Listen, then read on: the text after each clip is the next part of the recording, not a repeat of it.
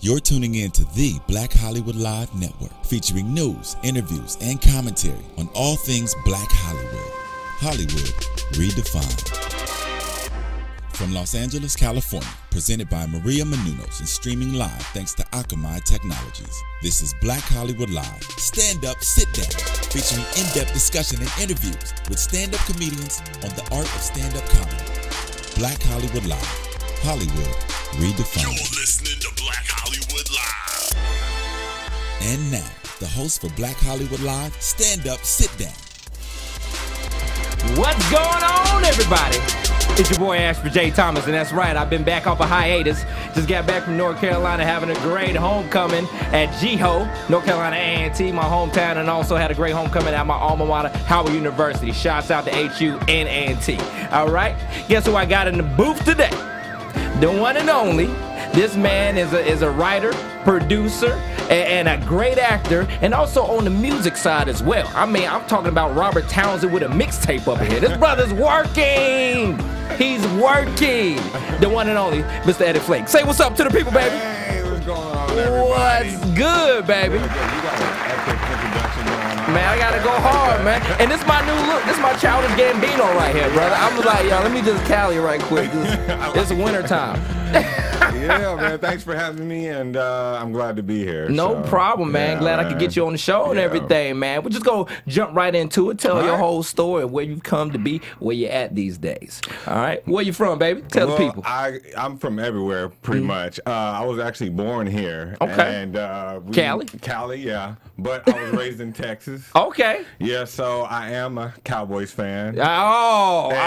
Let me tell you what it is. We don't hate the Cowboys. We just hate Tony Romo. That's all it is. I hate Tony Romo. Okay, cool. Tony Romo gets no love here. No. Yeah, he needs to sit down. Yeah, sit down somewhere. Yeah. He need to come on the show. Exactly. Come on, Tony. Let's talk about it. No. But yeah, I grew up in Texas, man. Real country. East part of Texas, and where we only had like a liquor store. That's some goods. Was it called ABC store? No, wait. That's a down south thing. That's a East Coast thing. My bad. They have them in Hawaii too. Okay. They're everywhere. We'll get to that. I'll feel at home in Hawaii now. Yeah. But yeah, I grew up real country, man, not knowing nothing, and not knowing there was this big world out there. And you know, you grow up, you just all you know is sports. Yeah. Your uncles play sports, your cousins play sports. It's just shoved down your throat. Yeah. Play football or basketball, or you gonna be outside doing something. Exactly. You know Exactly. Can't be in the house. You can't. You gotta have a jump shop or arm or something. Yeah, you better have form. So yeah, I grew up with my grandmother. At that time, you know, I wasn't really close with my dad, and you know how that is. It's the same story with every black person. It happens, man. It happens. I you know what? I realized, you know, being a black man, growing up, I didn't realize how blessed I did grow up with my father, who passed away. Love you, Pops. And, you know, it's a blessing. And I realized, man, as I got older, man, it is a privilege. I remember one time I had an argument with my dad, and my dad just ended it. He was like, I'm here. And I didn't know what that meant, but now I know. Now I thanks. He was there. Yeah. Thanks, Pops. So, yeah. That's great, man. But, you know, I'm fortunate I had a grandmother that came in and took care of me and my brother. Held you down. And held us down. She actually was, like, she's big into sports, too. So she was actually coaching our Pee Wee basketball team. Get out of here. My grandma was. And when I got into high school, she was at every game. And everybody knew her because she was the loudest one. And she was so supportive. That's you know? My baby. Yeah, When they see that clap right there, that's family right there. Yeah, she was there. And, you know, later on in life, my dad finally, he showed up. I guess he didn't really know where we were. And he found us, and he came back into our lives. So as of now, I still talk to my dad. That's cool. And I forgive him. You know, people go through situations and for their own reasons. And, you know, I do forgive them. I'm not going to be like, you know, oh, you don't ever hit me up. Yeah, you wasn't there and have all this, you know, animosity towards him and stuff like that. But I forgave him, and I'm glad that he's in my life. And you know, it's a great thing. As you get older, you start to look at your parents as human. And you know, I think, you know, for your pops not being there, you had to look at your parents as being, one of your parents as being human at a very early age. You know what I'm saying? Like, you're like, oh, you know, but you know, the fact that you guys can reconcile everything and speak, that's a great thing, because there's a lot of people that are just like, yeah, you know, they're so angry, and they're holding that anger inside, you know. And I just want to get all that stuff off my chest and just live my life. because that'll hold you back. It will hold you back. It's tough. And it's like, why are you holding all this anger, and then you taking it out on other people, and you know. So it was. I was happy to reconnect with my dad, and you know, now we're talking, and Definitely. and hating on Romo together. Now we hate on Romo together. I'm like, damn, Romo. No, he lives in Denver, so he's a Bronco fan. Ow. So he might have a legitimate chance this year, to tell you the truth. But he's funny because now he's like, he knows what I'm doing, and he's like, I told him, hey, I'm doing the acting thing. He said, what are you doing? Acting a fool, you know what I'm saying? Pretty much. Just a little bit, every now and then. Pretty much. Yeah. But yeah, he's a musician, and that's where I got kind of the musician side of everything. Definitely, man. Definitely want to dab into that, man. Like, that was your first step into entertainment, was music. Yeah. And, you know, was it in the church, or have you ever been in a situation where you were like, so excellent? Has that ever been you? Because everybody's been in. We've all been there. You know what? Growing up, man, I used to be a really shy kid. I mean, I was so shy I couldn't even talk in front of people. If I got in front of a crowd, I would like almost piss myself, and literally like little bit would come out. Oh, like, man, just a little bit. I was so shy. I didn't really talk as a kid, and my grandmother, she was big in the church. You know how Black folk Baptists, and we were thrown into the church. You know, if you didn't go, it was so funny because my grandma was like, oh, y'all don't go to church, then y'all ain't eating tonight. You know, something like that. One or the other. One or the other. You go, okay, I want to eat, so you go to church. You know, you ain't on Usher Boy, you ain't getting no dessert. But like, I gotta do Usher Boy. Yeah. Just to get my school clothes. Right. So, it was just funny like this. So, every Sunday morning we have to go to church. Not only go to church on Sunday, you go to Sunday school. And you got Sunday Mass. And that goes to about 5, 6 o'clock in the evening because the preacher, he just goes on forever and ever. And then you got to see everybody getting at Golden Corral. Yeah. Hey, we went to Golden Corral. What do you know about Golden Corral? The whole service is there. Like, yeah, I'm going to be right over there. Yeah. Jesus. Everybody dressed up in Golden Corral. The funny thing is, that's where we went. The Golden Corral. You saying that. I love the Golden Corral. See, people in California, y'all don't know what the Golden Corral is. Y'all don't know what it is. Y'all know what Sizzlers is. Yes. But the Golden Corral is where it's at. It's where it's going down. It's going down. It's like, yo, you want to find a good woman, go to Golden Corral on Sunday. Corral, yeah. She gonna be at the buffet getting the ribs. Like, oh.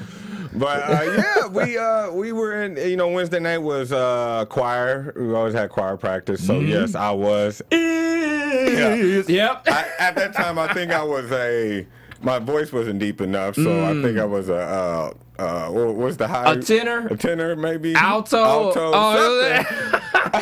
Because the voice ain't too deep yet. You know what I'm saying? So you. Yeah.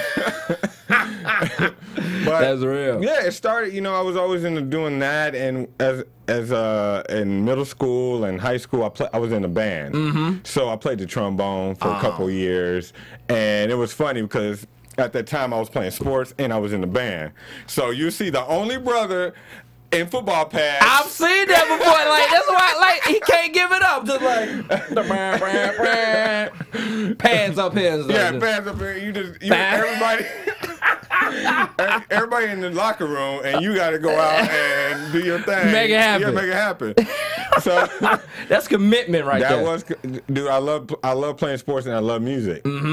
So, I was in the band. I went to band camp. Funny or not, there is band camp. It's not just in the movies. There's an actual band camp. And when you get to this band camp, you think you tight in your town. You get all these other high school kids and middle school kids together. There's some bad, talented kids out there. It is. And you like, I ain't nothing. I ain't shit. I need to go practice. You know what I'm saying? Because I played trumpet in middle school, and they normally had first trumpet, second trumpet. Yeah. I was like 38th trumpet. It was like, just give it up, brother. Yeah, Let it go. That's exactly what I was. I was in my school. I was like first and second chair always. I got the band cap. I was about 25, 30. I was like, You just playing a scale in the background, just real low, just not. I'm just moving it like. Just go through the motions. We just need some bodies on the field. That's what's up. Yeah, so that took a turn where I started being more creative as far as like writing. Towards high school, you know, when you're with your boys, you're freestyling in the ciphers, and everybody got a rap in the club. Yeah, like, everybody's a rapper at that time, and it wasn't. And I used to work for my dad. When I moved back from my dad, he owned a pizza joint, so I used to work for him. And at the time, I used to open up. I got so good at that store, running that store, he didn't have to come. I was doing the deliveries. I was cooking, and I was answering the phones. Oh man! And we had sit down. Well, sit down. The dining room. Oh yeah, people come in. Come in, and they want to eat. Yeah, I was doing all 3-4 of those jobs, and it was me and my stepsister running the place on Sundays, right?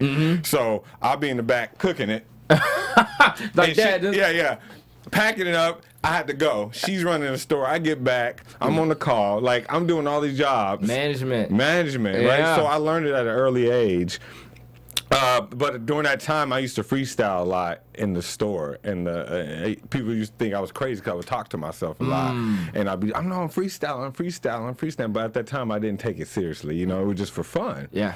Once I got into my freshman college, went to Fort Lewis College in Durango. Cali, stand up. Oh, don't stand up. They ain't got as much pride like the East Coast and the South, but they be like, yeah, Durango. Yeah. But Durango is a very small college town, and it's in the mountains in Colorado. So it's right on the borderline of Utah and Arizona and all that stuff. It's right there in the middle. Oh, man, don't get caught up like Kobe. Yeah. I had to say it. Is it still too early? Forget it. We already did it. It's on tape. Let it go. Kobe, you know what? I'll keep that comment to myself. Just let it go. Kobe ain't had no business up there. No, I'm joking. He was getting him a little snow bunny. You know what I'm saying? He was in Aspen, getting his snow on, his ski on. He's like, hey, why not? Why not? He was feeling himself too much. Cole, like, yo. Yeah. We know you had fun. We all been there, Kobe. Yeah, we've been there. But anyway. So you're up in Colorado and everything. Yeah, I'm in Colorado, living in the mountains, man. And I met two other, I used to freestyle at the keg parties. And that's one thing I miss about living in those kind of towns. Yeah. Like LA, you don't get those house parties where they have the keggers and and I'm sure it's like that in the South. You go to Atlanta, it's like the house parties. Yeah. Out here, it's not really many. Everybody live in an apartment, and you know, everybody's calling the police because it's too loud, whatever. Yeah, it's a lot of residential. No one lives in the house out here. You know? So everything's expensive. Everything's too expensive. So out there, you have keg parties. I used to perform at these keg parties. For real? Yeah, I used to bring, we had I would set up the mics, I'll bring all that stuff, and sometimes we have a little band and stuff like that, and I would perform. And that's how I was kind of getting my name out there on campus. And tell them what your name was, by the way. E-Dub. E-Dub. E-Double. Whatever you want to call it. I know I could have came up with a better name than that, but it was just so close to my name, Eddie. I was just like... and this is back when, Snoop would drop the for shizzle, and all that stuff, what I'm saying? It was this is back in 2000. This is when Nelly kind of just came out. Out of nowhere. Out of nowhere, and had his little run, So it kind of was kind of like that time, and it was back when... What was going on in 2000? 2000, I think Fabulous. I think the Locks, post Bad Boy were doing their thing and all that stuff. Bad Boy, yeah. I was doing that. I would perform at the parties, and I met two other guys that also rap too, and they were like, "Hey man, you're pretty dope," you know. And I was like, "Yeah, you guys rap too, whatever y'all spit." And he was like, "Yeah." So they spit, and I was like, "How about we start collabing together?" So we created a little group called one of the guys, his name was Seth, Eddie, and the other one Dave. So we went by SED. SED. Yeah. Everything I was doing back there was so simple. Yeah, but it's gonna fly in Colorado. E-dub, SED, we did not get. We got simple as that, you know. And we at that time it was no, you know, I didn't know about making beats, and I didn't know about, you know, producing at that time. Yeah, I didn't know where you got tracks from, you know, and we were like downloading at that time. Napster was big, yeah, and bringing back the old Napster. You did date yourself a little bit. Yeah. Napster was before you can rip something off YouTube real quick. Yeah, brothers had to, and for what does Mac have? iTunes and all. That's before all that stuff. All man. that stuff, man. And we would download instrumentals. Mm-hmm. So, you know, we were downloading Cameron stuff. Yeah, Killer Dipset. Cam, yes. We're on Dipset stuff, and we're just freestyling to these beats. And I got to tip my hat off to you, man, because, you know, getting up and performing a song, especially a rap song, in front of people who've never heard it, it takes a lot. Because when you hear a rap song live for the first time, it doesn't catch you as much as it does on the radio, man. So Yeah, it takes a lot. It's like the, you know, the sounds and the acoustics aren't equal, but like if you can rip it and like people move off the first get go, like that's major right there. Yeah, you know. And it was crazy because at that time I didn't think about being judged. You know what I'm saying? I didn't know what was going on. I just like, I like to do this. Yeah. And I want to do this. You know what I'm saying? So it wasn't. I didn't have any insecurities at that time because I didn't care about being judged, and I didn't know what was out there like that, you know? I was just doing it for me, you know? At the time, just doing it for me. Yeah. Just having a good time. Having the love for it. Having the love for it. And we created this mixtape. We had like 20 tracks on it, and we were just passing around the campus. Hustling. And then we went on the radio there. The campus had like a little radio show. We went on there and talked. And yeah. It's E-Dub. E-Dub, yeah. You know, I'm only 19 years old at this time, you know, and after I graduated, I stayed there for 2 years. Me and other guys, we kind of split up, and I ended up moving. I transferred out to Hawaii. Now, your time in Hawaii, you know, every brother out there envisions a time in Hawaii. What was it cool? Was it? You know what? I lived in Hawaii for 4 or 5 years. Was it overrated? What did you think? It was a great experience. I mean, I was very culture shocked. You know, growing up where I was growing up was mostly just all black people. Yeah. And you might have a few like whites and Hispanics, but it really was a lot of Asians, you know, Japanese, Filipinos, Koreans. I've never been around that many, you know what I'm saying? Wasn't much of black people there, African American people there. So, but on the military base, there's a military base out there. Okay, yeah, so there's a lot of, you know, people coming in. So I went to University of Hawaii. When I went out there, I was very intrigued with their basketball team. Yeah, I was about to say, they hoop a little bit out there. They really do hoop out there. And I was, so at that time playing basketball, and one was really big. Oh yeah, the mixtape. The mixtape. You know, you just carrying all day. You're like, this is illegal. I'll never do this in the game. I saw somebody moonwalking with the ball. Is that not a walk? But it's like, why not? And one was beautiful, man. It was when they had Spider and everything. Yeah. Like, and you know, when you were playing on the courts, everybody wanted to be on and one. You wanted to be and one, yeah. So everybody on the court doing this stuff, carrying, going around the back, going through the legs. Exactly. And I think that kind of a little bit ruined. It ruined because what it is, half of these brothers couldn't shoot. Everybody was like, boo, boo, boo, boo. Oh, he's beautiful. Air ball. It's like, what are you doing? Most of them could not shoot. And they would dribble for about 10, 20 minutes. That's what it was about. And if you didn't dunk it, it's like, what do we do this for? So I wanted to try out for the basketball team, and I didn't really get a chance to, but I was playing intramural leagues. And I played in 2 or 3 intramural leagues, and at that point in my life, I felt like I hit the peak of basketball where I thought no one could stop me. Oh, really? Yeah, I was dunking. I mean, I was just unstoppable. I was strong. How tall are you? I was 6 foot. 6 foot, okay. Yeah. So I'm 6 foot too. So we got height. It takes, you gotta have hops to be 6 foot. Like you almost there, but you ain't like no 6'6", 6'8", where brothers just just hops now. No, you gotta. You still gotta jump. You still gotta jump.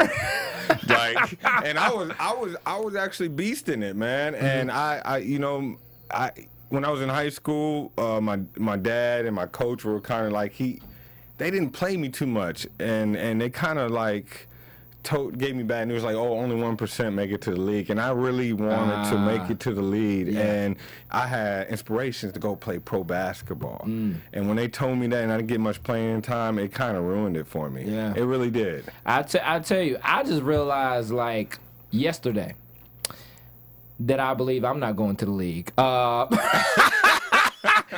don't understand, but as a black man, like it's like two things that happen in your life that really stand out. It's like your first big breakup and realizing you're not going to the NBA. We like, oh, really? I don't think I'm gonna go.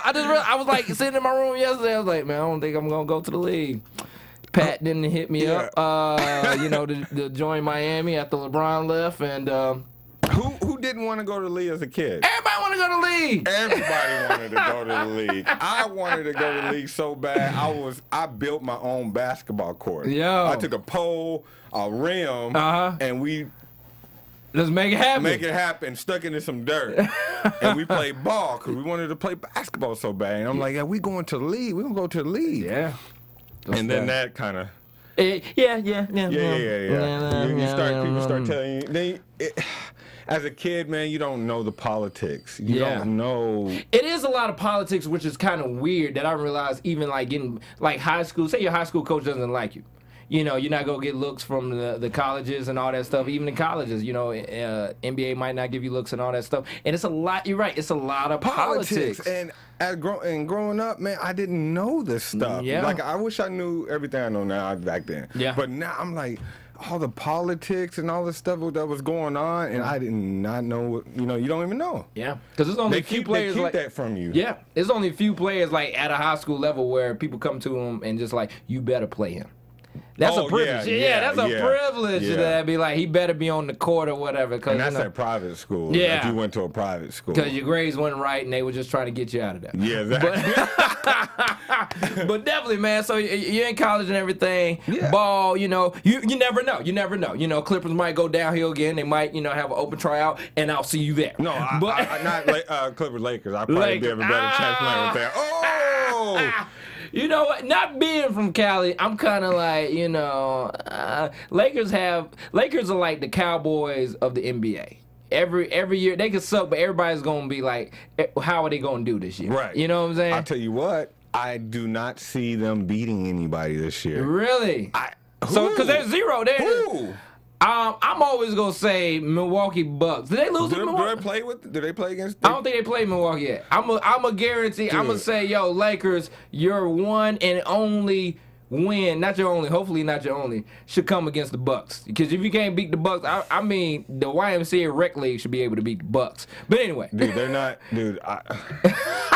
We won't talk. I'll go forever on this. But okay, let's get into your producing. You know, what made you step behind the music and all that stuff? Well, when I moved to Hawaii, this is how David Banner did it. David Banner, same way, he was a rapper, and the reason why he got into producing was because he had nobody make him beats. Making beats, yeah. I had nobody to make me beats. At that time, you couldn't go online and go to SoundCloud and SoundClick and loop or download. You know, you had to figure it out. So one day, I took my financial aid check. Hustling. This is the hustle, but let me get that right quick. Because everybody didn't do what they're supposed to do with that financial aid check. But like, I could just borrow a book. Yeah, right. You know, borrow a book. I done borrowed a couple of books in my day. Yeah, you borrowed though. You went to the library and read them there. I went to Guitar Center, man, and Go ahead. She was letting us know. Okay, I bought all this equipment and I taught myself how to make beats. And I fell in love with producing after that. And rest is history with that. I just started producing. I ended up going to Full Sail in Orlando, which is a big engineering school. And I went there for a year and got my degree. And as soon as I finished up there, I moved here to LA. So tell the people, once you got to LA, tell the people the names you've worked with and also, you know, how those connects came about. Well, once I moved here to LA, I didn't know anything. I was living in Long Beach. I mean, I was so far from just dodging bullets. Yeah. I'm at the beach. I'm chilling. They at me again. Yeah. I was so on my grind when I moved here. I actually took a bunch of resumes and just walked the streets of Hollywood, and I went to every studio until somebody hired me. Hungry. And the fortunate thing was that the studio I went to was Snoop's studio, and I met their engineer. He got me an interview, and I got in, and I was just like assisting engineer. That's what's up. So I was an intern at the time. Yeah. That's what's up. That's how you get in. You and go that was my in. second week here in LA. Dang. Yeah. That quick. So you go in. It's like. It's a little cloudy in here, but here you go. It's very cloudy in there. Just a little cloudy. My first time meeting Snoop, it was like, they're like, hey, here's Snoop, and he's like, what's up? In the studio, vibing to some beats and just living up to being Snoop. I was so shocked. I was like, hey. They didn't exaggerate at all. Snoop. Yeah, so I engineered for Snoop. I was interning, and I also worked with LT Hutton, and he's a big producer. He worked with Tupac at the time. He was with NWA, Death Row. He worked with T.I. Ashanti. He worked with Nelly. He worked with a lot of people. After that, I was engineering so much, I got into a producer group. And then we were producing a lot of stuff, but we had a falling out. Yeah. Two geniuses just head to head all the time. I mean, I've been there before. It was a lot of hands in the pot and everything. Yeah. And then after that, I decided to go on and start producing and finding my own artists. Yeah. And I found all these artists. I start producing for them, and I found out none of these artists wanted it as bad as I did. You got to be hungry. Not hungry, I'm starving. only the producer. I'm not the artist. Yeah. Okay. You should want it. You're the one that needs to. I'm not the manager. I produce for you. So I end up wearing all those hats. The producer, the networker guy, the going out to share this music, for them. I'm doing everything. Yeah. I got tired of it, man. Yeah, because there's a lot of people say they want it, but they don't want it. They don't want it. They want to be there for the video shoot, but they don't want to put in the work. They don't want it, man. Yeah. And I want it. And after that, I decided I went to New York because of a business thing with some music. And the whole thing was so shady, man. And after that, man, I got disgusted with music. What happened to me in New York was so disgusting, it turned me off from music. And that's why I quit. I didn't necessarily quit music. I put it to the side. And at the time, I was about 28. I said, when I turn 30, I'm going to get myself into acting. And that's where you are today. And that's where I'm at today. Go ahead and talk about it, because I like that. I act and I edit and I do all this stuff as well. But the thing about it, you didn't come into it with the mentality of, hey, I'm just going to audition and all that stuff. You actually coming in with your own projects as well, because a lot of people just want to be actors. But now, I honestly feel like you don't have the privilege to just be an actor in this day and time. Like, you got to create for yourself as well. So go ahead and talk about some projects you got going on in the acting world, baby. Yeah, the acting world has been very, very good to me. It actually is. I love being an actor because it opened me up. I used to be, like I told you guys, I used to be a really shy kid. And this is something that is I'm working on it, to be more open with people and be in front of people, and I still am a little shy once in a while, but it's helping me to cope with that. Yeah, and people, people want to do acting because they want to be famous and stuff like that. I'm doing it because it's helping me as a person. It's making me a better man. It does. It actually is. It's actually helping me to open up feelings. Yeah. And being vulnerable. As black males, we were taught to be, you don't have feelings. You don't have. A lot feelings. of people don't realize that you're told not to have feelings. You straight. You be alpha. Strong. You alpha male. You're strong. Yeah. And with acting, man, I don't have to be that, man. I can, if I want to cry, I can cry. If I want to be hurt, I can show these things, man, because that's really human nature. These are feelings we do experience. Exactly. And I love to show that to people, the people who are like afraid to show those feelings, and I love to tell stories. So my thing was, when I got into acting, I was like, okay, I'm going to get some training. So I trained for a year, 2 years, and then I was like, you know what, I got an agent. I did everything you need to do as an actor. Get an agent, everything you need to do. Get a reel, get all that stuff done. But the thing with me is that I'm not going to sit here and wait for somebody to give me an opportunity. Preach, brother. That's real. Like you can't just sit and wait for somebody to pull your car. You know? No, you just can't. And I'm watching people sit here, wait, and then they just quit. You know, the time I've been here since 2006. I've seen so many people quit. And I've had people email me and call me and say, Eddie, man, you are so strong because you still out there doing it. Yeah. And the stuff you've been through and the stuff you've seen, I can't imagine someone like you haven't gone crazy yet. Yeah, you got to keep yourself busy. You got to keep yourself busy, yeah, man. And, you know, definitely, because, I mean, when it comes to writers and all this stuff, all these people are not doing anything that you couldn't do. We are creative minds, and therefore, you know, you can also bring to something that could help your career. So, I mean, one of the projects definitely that is coming to life is go ahead and speak on Kode Orange. Kode Orange. I know with a K. Let people know. With a K, because if you Google with the C, you're going to get a bunch of adult groups that pick up trash on the side of the street. That's what. The pic, yeah, they wear orange shirts and they do music videos and they do Kode voluntary. Orange. They do voluntary. They do music videos. Well, just look at. You'll see if you ever look it up. So if you look up Kode Orange with the K, yes, you will see that Eddie Flake and my partner Casey Printers, he's involved with it too. You'll see us come up. Definitely. The term for Kode Orange, if anybody doesn't know, it's a security term. Did security at the Roosevelt Hotel in Hollywood, and when you either getting your ass whooped or there's a problem going on, you on the mic, Kode Orange, please, somebody get down there, and all the units would come down there. Just come in, just hem somebody. Yeah, him up. So. Yeah, I've been there before. Yeah, it was a crazy night. You been to Roosevelt? I have been to Roosevelt. I didn't get hemmed up, but it was a situation like, oh. I ain't mean it like that. No, yeah, you seem like I've been in the lobby. Okay, you've been in the lobby. But yeah, I was like, you know what? Kode Orange is a cool little concept. My thing is like I approached it with Casey Printers, and he was like, man, I want to get in this acting thing too. What should we do? And I was like, man, we got to put ourselves on camera, man. Yeah. We got to just create our own work. And I said, I want to play a cop. Yeah. And he was like, me too. I said, we could be on NCIS or CSI or all those Criminal Minds. We can do that. Yeah. And I say, how about we just create our own cop show? And he was like, cool. So we just reached out to like a real company, and we shot a little scene. And we were like, damn, our chemistry is really good.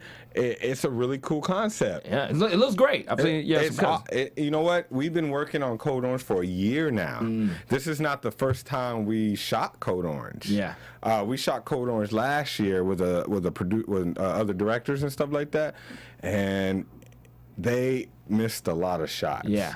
Yeah, and a lot of people don't understand, filmmaking is a process that you have to learn from your bumps and bruises and your mistakes. Yeah. And definitely, man. So like the first go around, it's not gonna come off crisp, clean, and everything. It's not. If you watch film, it's when you're living in that world, it's constant moving going on. It's not just two people doing a dialogue. It's a real world, you know, and it's people in the background moving. It's this and this and this and this going on, you know. Yeah. You got to bring that reality, that movie world to life. It's true.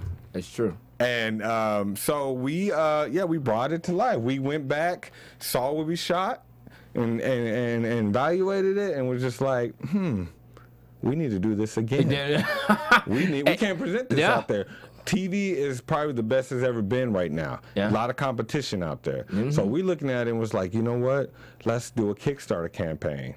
We did the Kickstarter campaign, which was successful. It was successful, and I thank everybody for doing that, for donating. I appreciate that. So we went back. We got picked up by a studio, Nandar Entertainment. They got a movie coming out called Sparrows, and they did a couple other movies, but they're moving pretty good. And they came in. We shot Kode Orange, the trailer teaser reel, and it should be out hopefully in 2 days. 2 days. Mark your calendars, definitely. Yeah. So we're trying to get ready for AFM. If anybody don't know what AFM is, it's American Film Market. Yeah. And where all the buyers and distributors and people who come to look for new projects, they That's all where they meet. go. Yeah. So we're trying to get it ready for that. Definitely. And we really want to bring Kode Orange to life. And if you guys like Bad Boys with 24 mixed with Born Identity, you're gonna love that. You better You're gonna pitch it, love baby. Kode Orange. Yeah, you're gonna love Kode Orange. Definitely, definitely, man. And I'm glad you're bringing that hustler's mentality from the music world to the film industry, which is a great thing. We need to see more entrepreneurs and all that stuff making an example of how to go about it in this Hollywood industry. Right. Definitely, man. So definitely, man. Thank you for plugging that. And definitely, anything else you want to tag on, man, before we get out of here? Yeah. If you guys want to follow me, you can go on my Instagram. It's Eddie_Flake. My Twitter handler is Eddie Flake 1. You can find me on Facebook as Eddie Flake. You can look up Kode Orange, anything, Google me, you will find me. Definitely. Because I know there's nobody else named Eddie Flake. Yeah. But me. But Ellie, before we get out of here, man, I want to say one more time, what is some advice you would give to someone that's new to the acting world and all that stuff, the Hollywood? What's some advice? I would say just be on your grind, be very creative, create your own opportunities, man, and you will move farther than just waiting. I've seen it, I've done it, I know what's up. You can't wait for those opportunities. Create your own stuff.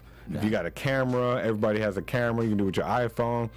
Create your own audience, you know, get on YouTube, create your own channel.